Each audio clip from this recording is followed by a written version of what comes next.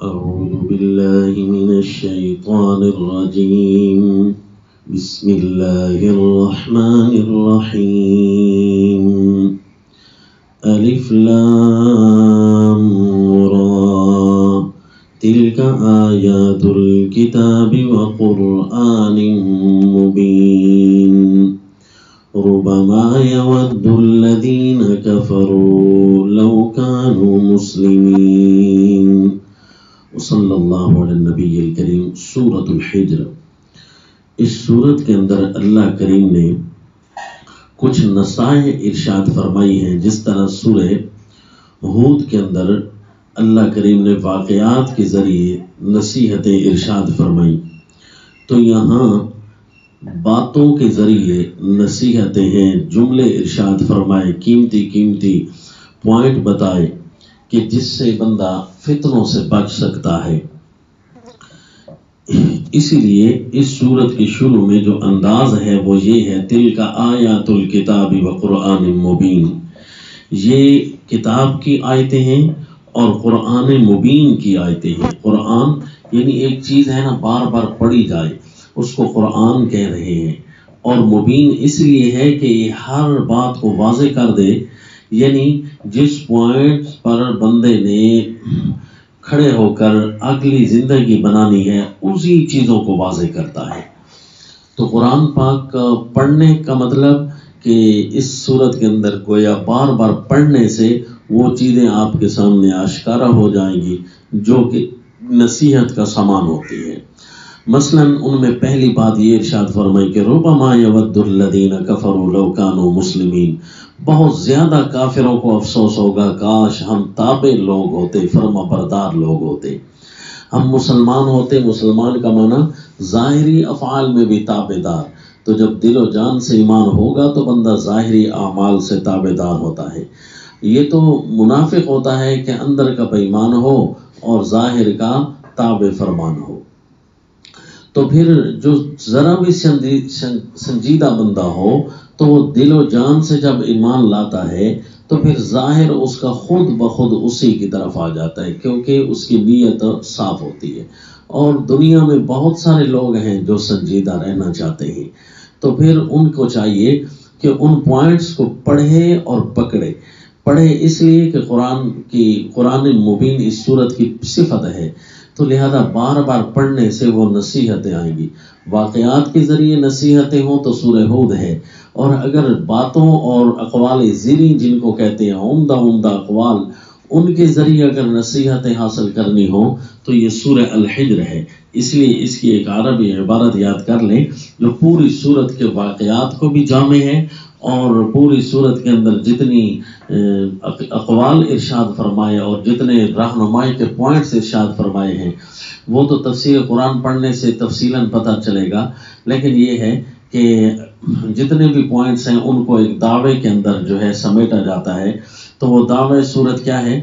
تذکیرات القرآن بذکر مبین واعراض عن المستہزئین، تذکیرات القرآن بذکر مبین، کہ قرآن کی نصیحتیں واضح ذکر کے ساتھ، اور اعراض عن المستہزئین، یعنی دنیا میں کچھ لوگ آپ کو ہلکا سمجھیں گے، وہ آپ کو گناہوں پر ابھاریں گے، وہ آپ کی نیکی کو آپ کے سامنے اتنا گھٹیا اور تانا بنا کر نعوذ باللہ پیش کریں گے کہ آپ تنگ دل ہو کر نیکی کے راہ کو چھوڑ کر انہی کے ٹرینڈ کے پیچھے چل جائیں گے، انہی کے لگائے ہوئے بری باتوں کے پیچھے چل پڑیں گے۔ جس طرح کوئی عزت دار بندہ کہیں محفل میں بیٹھا ہو اور ساری محفل بے عزت لوگوں کی ہو تو وہ اس عزت دار کا بیٹھنا بھی محال کر دیتے ہیں، اس کا یہاں بولنا بھی دوبر کر دیتے ہیں۔ تو لہذا وہ اگر طاقتور ہوگا تو اپنی نیکی کو بچا لے گا اور اس کو پرزور غالب کر دے گا، لیکن اگر وہ کمزور ہوگا اپنی سوچ کے اندر، اپنی زبان کے اندر، تو بعض اوقات سوچ اتنی نیت کو تبدیل کرا دیتی ہے کہ بندہ اچھائیوں کو بھی برائیاں بنا دیتا ہے، نعوذ باللہ۔ تو اس لیے مستہزئین لوگوں سے اعراض کرنا ہے، یعنی جو آپ کو ہلکا سمجھتے ہیں، جو آپ کے دین کو ہلکا سمجھتے ہیں کہ یہ تو بس ویسے ہیں، ان کا کیا ہے جی، یہ تو ہلکی بات ہے، یہ تو ہلکے لوگ ہیں، ہم جو طریقہ اپنائے ہوئے یہ اچھا ہے، تو ایسے لوگوں سے اعراض کریں، جتنا ان سے دور بھاگیں گے اتنا اپنا دین بچا لیں گے۔ تذکیرات القرآن بذکر مبین و اعراض عن المستہزئین، تو گویا اس سورت کا جو تعارف ہے وہ التذکیرات الالہیہ ہے، التذکیرات الالہیہ، اور سورہ ہود میں تھا نا المواعظ الالہیہ، دونوں میں فرق کیا ہے؟ دونوں کا مطلب نصیحتیں ہیں، وہ واقعات کے ذریعے نصیحتیں ہیں اور یہ عمدہ اقوال کے ذریعے نصیحتیں ہیں۔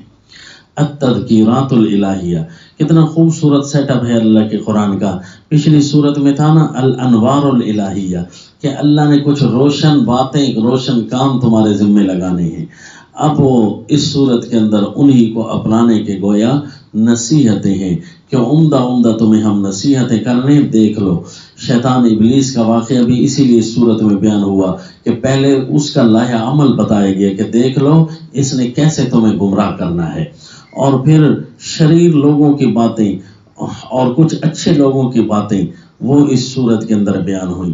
اچھے لوگوں کی باتیں جنتیوں کی شکل میں بیان ہوئی، ان المتقین فی جنات وعیون ادخلوها بسلام آمنین ونزعنا ما فی صدورہم من غل اخوانا علی سرر متقابلین۔ یہ ان کے بعد فرمایا نبع عبادی انی انا الغفور الرحیم، میرے پیغمبر ان اچھے لوگوں کی باتیں سنا کر ان ساروں کو بتا دو، میری طرف سے پیغام دے دو کہ میں اللہ معاف کرنے والا اور خصوصی رحمتیں کرنے والا ہوں۔ ایک عمومی رحمتیں ہوتی ہیں اور وہ لفظ رحمان سے واضح ہوتی ہیں، اور ایک خصوصی رحمتیں ہوتی ہیں جو لفظ رحیم سے واضح ہوتی ہیں۔ یہاں لفظ رحیم ہے، نبع عبادی انی انا الغفور الرحیم، میرے بندوں کو میرے بارے میں جا کر بتا دو میں غفور ہوں، معاف کر سکتا ہوں، اور رحیم ہوں، خصوصی رحمتیں کروں گا۔ حیران ہو جاؤ گے اپنی زندگی کے چال چلن پر بھی، انقلابی زندگی تمہیں نصیب کروں گا۔